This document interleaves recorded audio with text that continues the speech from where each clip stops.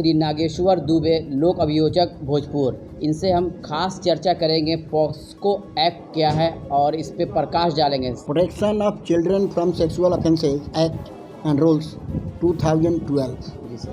लैंगिक अपराधों से बालकों का संरक्षण अधिनियम एवं नियम जी 2012। इसको कहते हैं protection of children from sexual offences. खास करके लैंगिक अपराधों से संरक्षण करने के लिए, जी उनसे उनको निजात दिलाने के लिए, जी उनसे प्रोटेक्शन कराने के लिए ये एक्ट बना हुआ है। स्पेशल एक्ट है। इसमें सरकार पक्ष की ओर से जो अभियोजन चलाते हैं वो सेक्शन 32 में जी वो डिफाइन किया हुआ है।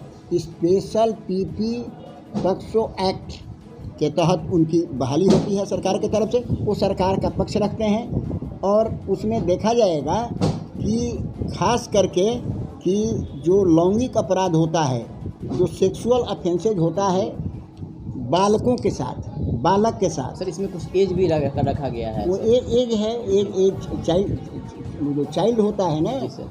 क्योंकि protection of children from sexual offences लिखा हुआ है जी। तो उसमें चिल्ड्रन विदिन 18 आवर्स होता है। जी। 18 साल के नीचे है वही चाइल्ड है। जी जी। जी।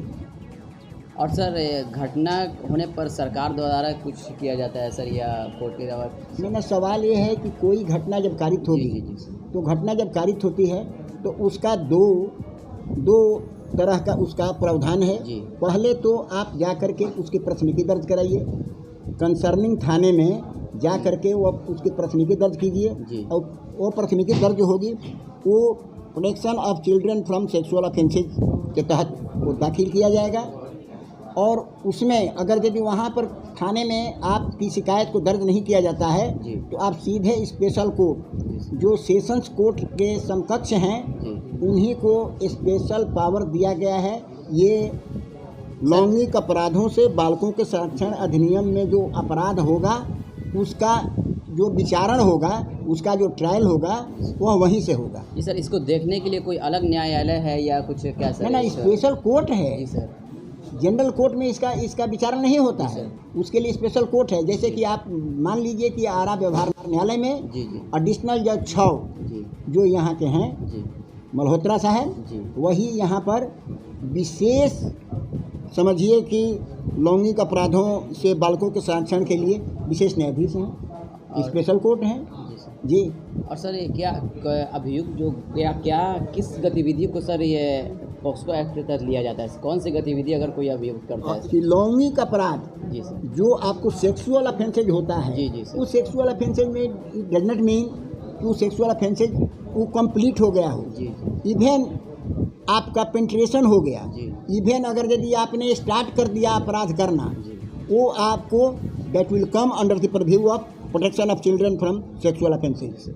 और सर, कहना चाह रहे हैं सर, इसमें क्या प्रावधान है, किस तरह से केस लिया जाता है सर? क्या क्या क्या धारा लगता है सर इसमें सर? धारा आपको बता देते हैं कि धारा क्या लगता है। पहले ये समझ जाइए कि लैंगिक अपराध जो होगा, जी। जो सेक्सुअल ऑफेंसेज होगा, उसके लिए आपको स्पेशल कोर्ट रहता है। जी। उसमें स्पेशल पीपी की बहाली रहती है, जी। जो सेक्शन 32 में जो आपको एक्ट में प्रावधान है वो उसके मुताबिक जी।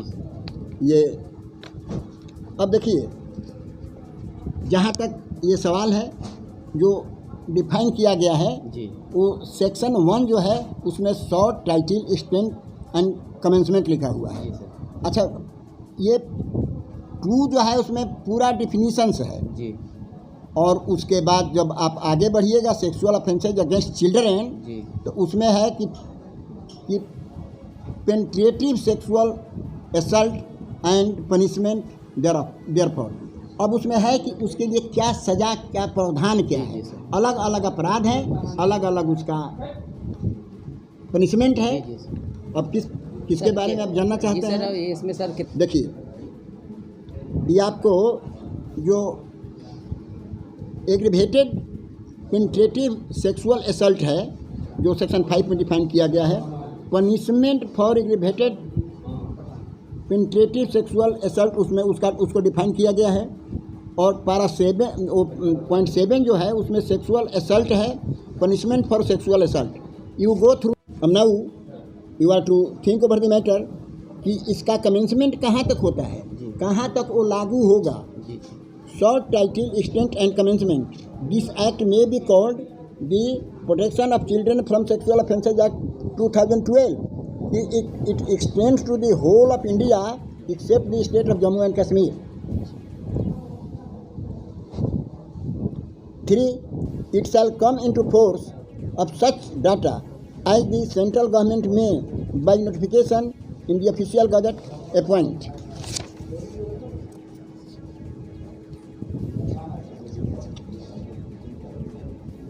So far definition at hospital or whoever being on the management or staff of a educational institution or religious institution commits penetrative sexual assault on a child is that institution.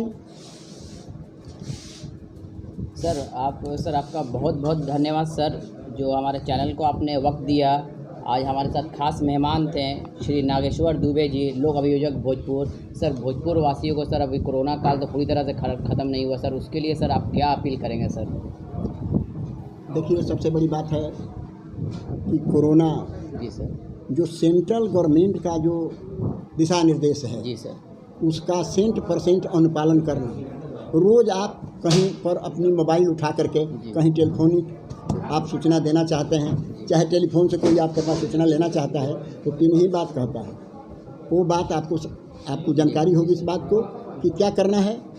पहली बात तो ये है कि आप जो तीन ये मैटर है कि आप अपना हाथ वगैरह बढ़िया से धो करके रखिए। उसके बाद ये तीन है ना जी सर, एक मास्क लगाना। हाँ, मास्क लगाना भूलिए मत जी। और सामाजिक दूरी का जो 2 गज की दूरी है उसको बरकरार रखिए। तो ये 3 जो आपका ये है इसको अमल में लाना चाहिए। और एक बात और है, आप जानते हैं कि भारत एक बहुत अत्यंत ही समझिए कि संवेदनशील देश है। यहाँ पर अगर यदि ऐसे भी उदाहरण मिला हुआ है कि न्यायिक पदाधिकारी उसके पिताजी मर गए और पिताजी के दाह संस्कार में शामिल नहीं हुआ, जबकि आपको साइंटिफिक मेजरमेंट है उसका कि जो कोरोना से ग्रसित होकर के मर जाएगा वो 24 घंटा के बाद जो कोरोना का जो है जो उसका कि माने उससे हमको भी कोरोना हो जाएगा, ये डर भय जो है सो ख़त्म हो जाता है।